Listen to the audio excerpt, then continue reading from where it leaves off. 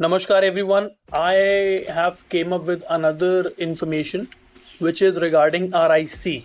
What I meant by RIC is Russia India China Group. So usually क्या है, Russia India China group एक पुराना group है just like BRICS and Quad, right.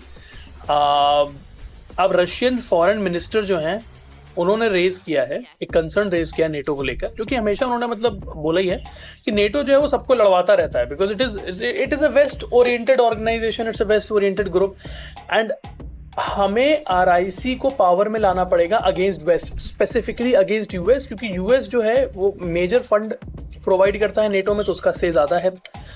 दो RIC की जो आरआईसी ग्रुप जो है उसके 18 से 20 मीटिंग ऑलरेडी पहले हो चुकी हैं, बट एक्शन ओरिएंटेड मीटिंग्स नहीं होती है, बेसिकली टॉक्स वाली मीटिंग होती हैं। बट आफ्टर गलवान जो कि चाइना ने हम पर वो किया था, इन गलवान इंसिडेंट जो हुआ था उसके बाद उन मीटिंग को सस्पेंड कर दिया गया। Now Russia wanted to be revived. अब रशिया उसको रिवाइव क्यों करना चाहता है? रशिया इसलिए करना चाहता है भाई क्योंकि रशिया पे ऑलरेडी बहुत सारे सैंक्शंस जो हैं वो यूएस ने लगा रखे हैं and they are heavily dependent on Chinese economy. अब चाइनीज इकोनॉमी क्या है कि चाइनीज वहां से इंपोर्ट ही करते हैं मेजरली, एक्सपोर्ट रशिया करता है, तो they are heavily dependent on Chinese economy. अब रशिया पे और वेस्टर्न कंट्रीज को लेकर सैंक्शंस लगा रखे हैं तो ज्यादा चीजें परचेज नहीं कर सकते वो लोग, राइट।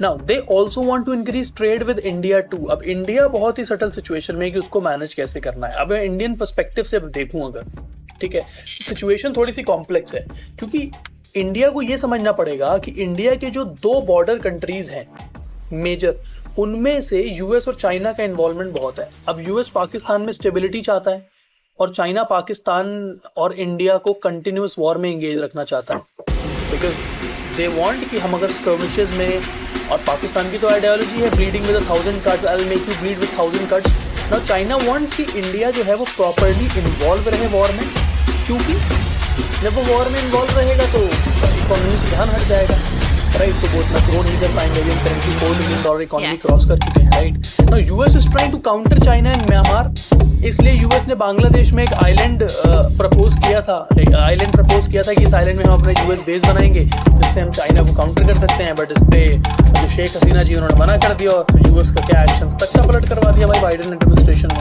राइट। तो इंडिया के हर बॉर्डर कंट्री में या तो माइल्ड या सीवियर कॉन्फ्लिक्ट है and there are lot of complexity. तो इंटरेस्टिंग चीज ये है, ये देखना होगा कि इंडिया इसको टैकल कैसे करता है, बिकॉज इंडिया की पॉलिसी मुझे बहुत हमेशा से पसंद आई है। नाउ लेट्स सी कि इस टाइम पे जो पुश पुल टेक्निक हम लोग यूज कर रहे हैं कि defensive at certain situation but being very offensive because we are a growing nation, so it would be very interesting to watch. Let's